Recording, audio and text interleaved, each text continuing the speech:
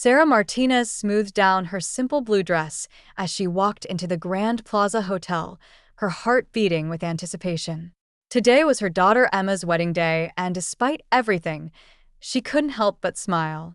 The lobby gleamed with marble and crystal, exactly the kind of venue her future son-in-law's family would choose. "Mom." Emma's voice rang out across the lobby. Sarah turned to see her daughter, still in her regular clothes, hurrying toward her. "You made it." But there was something tight about Emma's smile, a tension in her shoulders that Sarah recognized all too well. "Of course I made it, sweetheart. I wouldn't miss your big day." Sarah reached out to hug her daughter, but Emma took a small step back, her eyes darting around the lobby. "Mom, I need to tell you something," Emma began, wringing her hands. "James's family, they've made some changes to the seating arrangements." Sarah's stomach tightened. She'd been expecting something like this ever since James's mother, Patricia Thompson, had taken over the wedding planning. "What kind of changes?" "They've moved you to the back table," Emma said quickly, the words tumbling out. "Near the kitchen entrance. Patricia says it's because of the photographer's setup, but—" She trailed off, unable to meet her mother's eyes. Before Sarah could respond, a sharp voice cut through their conversation. "Emma, what are you doing down here? We need you in the bridal suite immediately." Patricia Thompson strode across the lobby, her designer heels clicking against the marble floor. Her eyes swept over Sarah with barely concealed disdain. "Oh, "You're here." Sarah straightened her spine. "Hello, Patricia. The hotel looks lovely." Patricia's lips curved into a cold smile. "Yes, well, we wanted everything to be perfect for James and Emma. Speaking of which," she turned to Emma, "darling, your hair appointment was scheduled for 10 minutes ago. You don't want to keep everyone waiting." Emma hesitated, looking between her mother and future mother-in-law. "Mom, I'm sorry about." "Go on," Sarah said gently. "It's your day." don't worry about me." As Emma hurried away, Patricia's facade dropped. "Listen," she said, her voice low and cutting. "I know Emma insisted on having you here, but let's be clear, you don't fit in with our crowd. The Thompsons have a certain reputation to maintain." Sarah kept her voice steady. "I'm here for my daughter." "Yes, and you can support her from the back of the room. We don't need your modest circumstances ruining the wedding photos. I'm sure you understand." Patricia's smile was sharp as glass. "Oh, and we've arranged for the staff meals to be served at your table." It seemed appropriate. With that, Patricia turned and walked away, leaving Sarah standing alone in the vast lobby. For a moment, she allowed herself to feel the full weight of the humiliation. She thought about the extra shifts she picked up at the hospital, working as a nurse to help pay for Emma's education. About the nights she'd spent helping Emma study for her medical school entrance exams, proud beyond words when she'd been accepted. Now, her daughter was marrying into the Thompson family, owners of the largest hospital network in the state, and suddenly, Sarah's decades of hard work meant nothing. She found her way to the ballroom, where the wedding would take place in a few hours. The space was stunning. Crystal chandeliers caught the light. Fresh flowers adorned every table, and a string quartet was setting up in the corner. But as she walked toward the back of the room, she saw it, her table, partially hidden behind a large pillar right next to the swinging kitchen doors. "Mrs. Martinez?" A young woman in a hotel staff uniform approached her. "I'm Jenny from Event Services. We were told you'd be seated here." Sarah nodded, noticing the sympathy in Jenny's eyes. "That's right.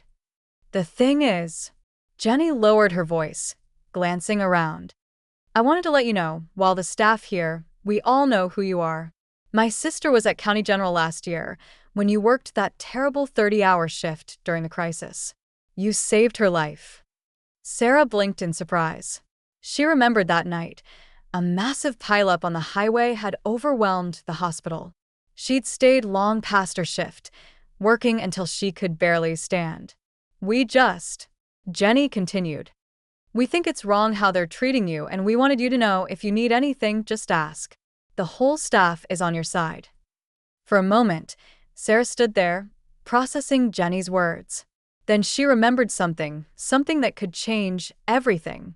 She reached into her purse and pulled out her phone.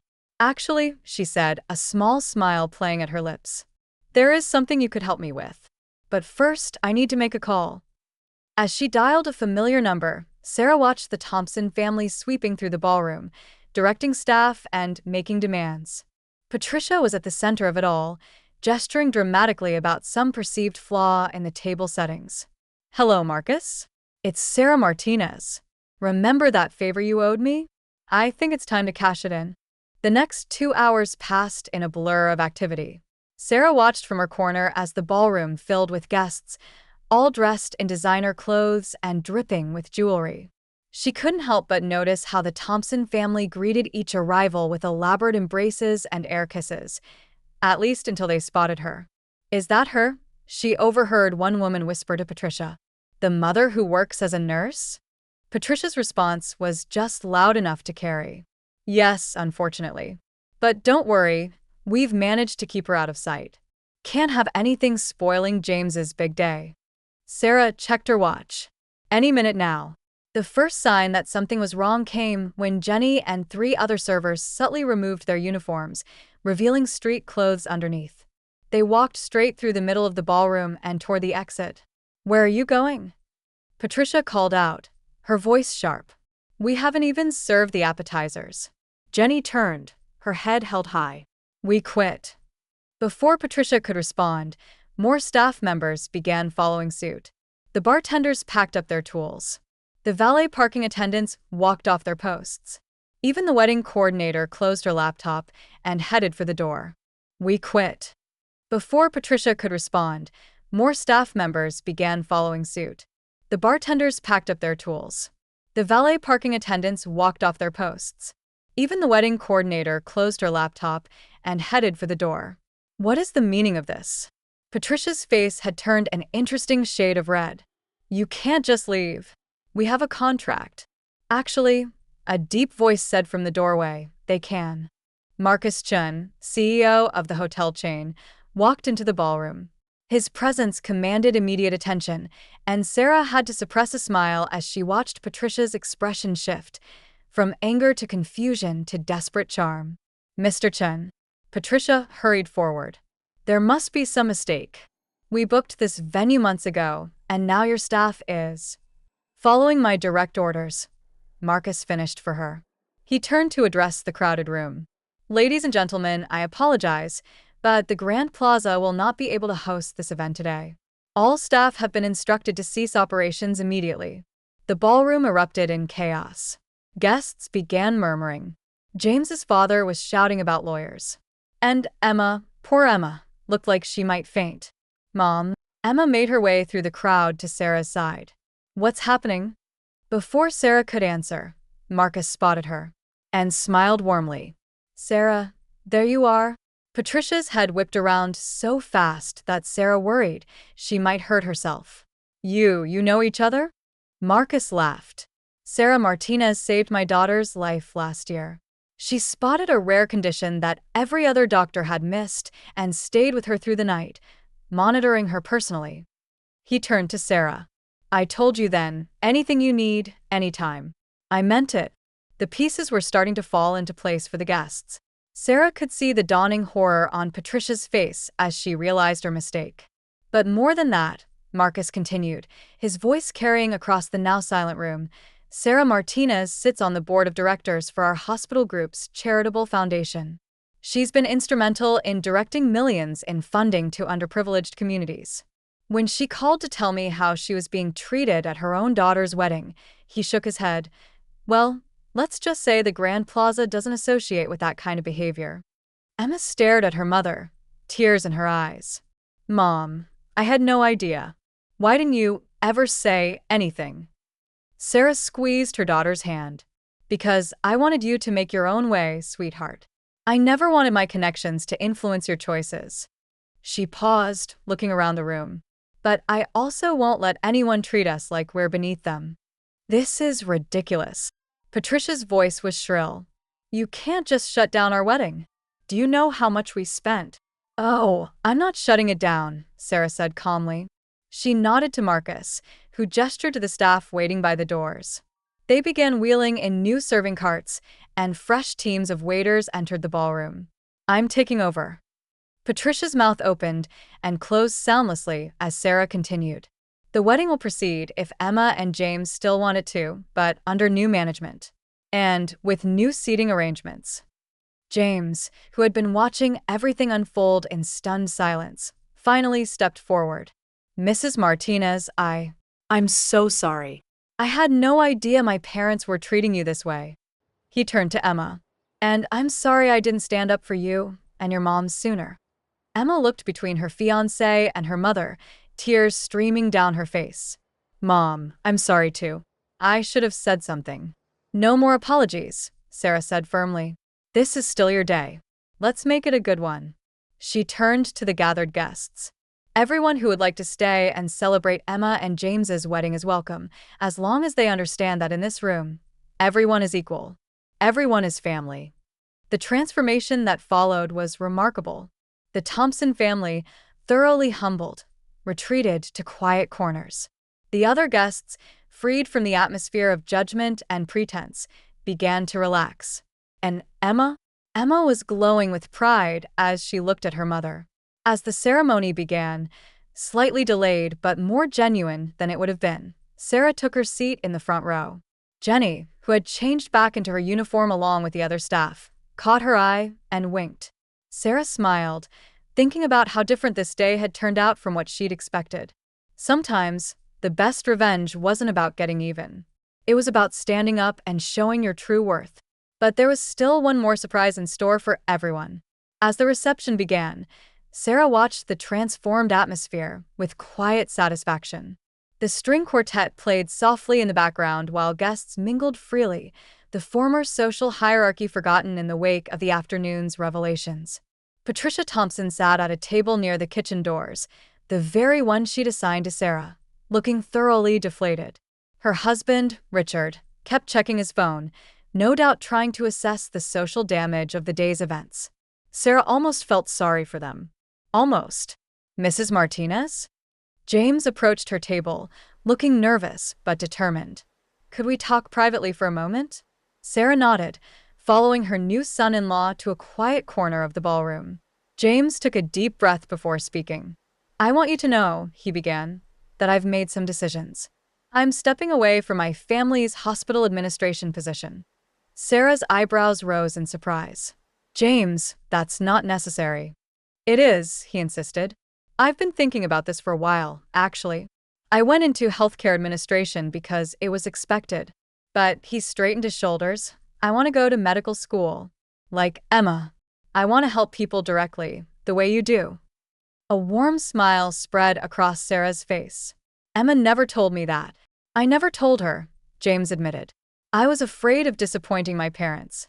But after seeing you today, how you handled everything with such grace and strength, I realized I've been living my life trying to please the wrong people."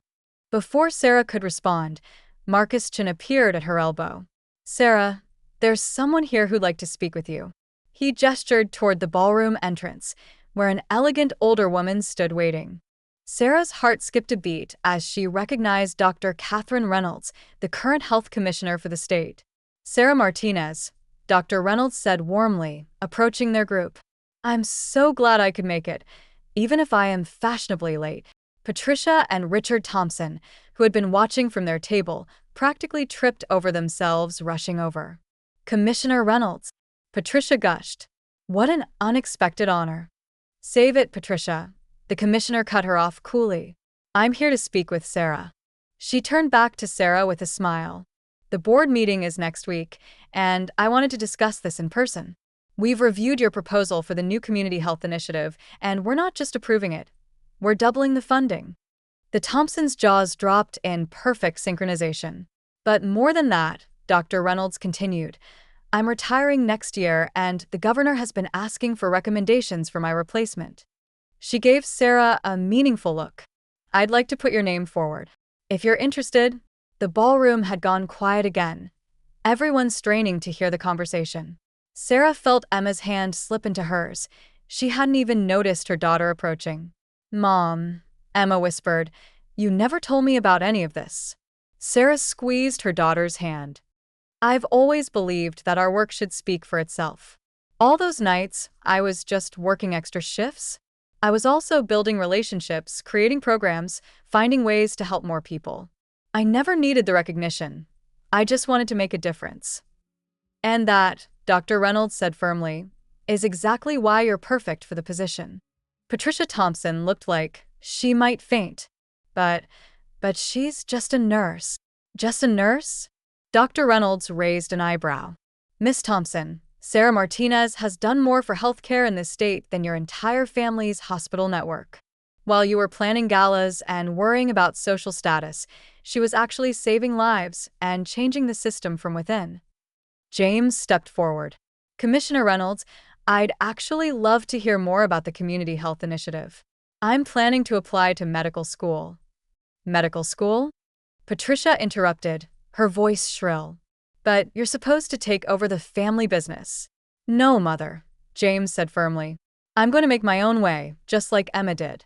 Just like Mrs. Martinez taught her to do. The reception continued into the evening, but with a distinctly different tone than anyone had expected. The Thompsons retreated to their table, their social cards thoroughly played. Meanwhile, Sarah found herself surrounded by guests eager to discuss her work and her vision for the future of healthcare in their state. As she watched Emma and James share their first dance, Sarah reflected on how differently this day had turned out from what she had feared. She hadn't set out to humiliate the Thompsons or prove her worth. She had simply refused to be diminished by their prejudice. Jenny appeared at her side with a glass of champagne. You know, the young server said with a grin. When my sister told me about the nurse who saved her life, she said you were some kind of angel. Jenny smirked. I think you might actually be a ninja. Sarah laughed, accepting the champagne. Sometimes, the best revenge isn't about getting even. It's about standing tall and letting their actions speak for themselves. Later that night, as the reception was winding down, Emma found her mother alone on the hotel's terrace, looking out at the city lights. Mom. Emma's voice was soft. I'm so sorry about everything. Not just today, but I've been pulling away from you, trying to fit into James's world. I forgot who I am, who you taught me to be. Sarah turned to her daughter, seeing not the bride in her expensive gown, but the little girl who used to fall asleep reading medical textbooks because she wanted to be just like her mom. You never have to apologize for trying to find your way, Sarah said, pulling her daughter into a hug. But remember, your value isn't in who you marry or what family you join. It's in what you do, how you treat people, and the difference you make in the world.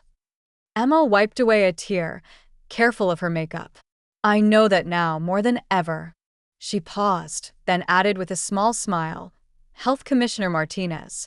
Sarah laughed. Let's not get ahead of ourselves. Why not?